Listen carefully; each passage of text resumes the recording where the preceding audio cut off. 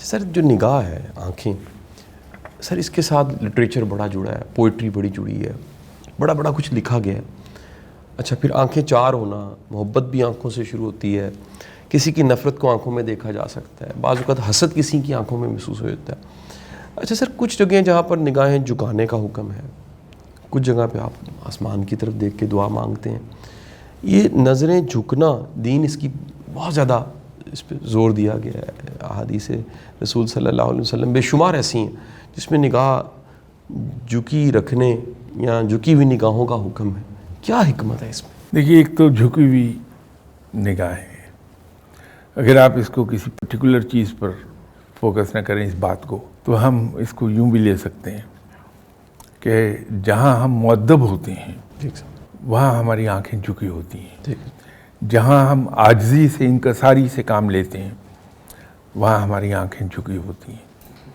تو اس سے ایک مراد یہ بھی ہے کہ انسان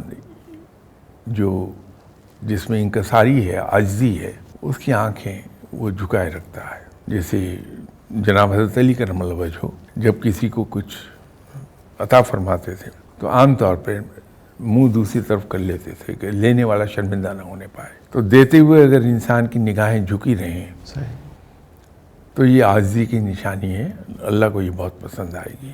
نگاہ جھکا کے اس طرح سے رکھنا دوسروں کے سامنے، یہ انسان کو بڑی بلندی پہ لے آتا ہے کہ ایسا آدمی جو آپ کے ساتھ مؤدب ہے، انکساری سے کام لیتا ہے، عاجزی ہے اس میں، وہ آپ کے دل کے قریب آ جائے گا فوراً. تو یہی ایک اچیومنٹ سب سے بڑی ہے کہ انسان کسی کے دل کے قریب چلا جائے.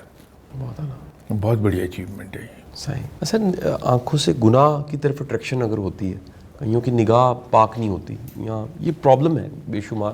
اچھا اس کو فیمیلز بڑی تیزی سے انہیں اندازہ ہو جاتا ہے کہ بندہ شریف ہے، بندہ شریف نہیں ہے. یعنی کئی ایسے واقعات ہیں جس میں وہ تو انسان کی نگاہیں جو ہیں، آنکھیں، جی دیکھیے چہرے کے تاثرات کو کچھ لوگ کنٹرول کر لیتے ہیں. آپ کے اندر کی سوچ آپ کے چہرے سے بعض اوقات نہیں پڑھی جا سکتی. اگر انسان ہوشیار ہے تو اس کے چہرے سے آپ نہیں. ٹھیک ہے سر. عام حالات میں تو آپ کا چہرہ جو ہے باطن کا آئینہ دار ہوتا ہے. ٹھیک ہے سر. لیکن ہوشیار لوگ نہیں آنے دیتے چہرے پہ. ٹھیک ہے سر. لیکن آنکھیں نہیں آپ چھپا سکتے.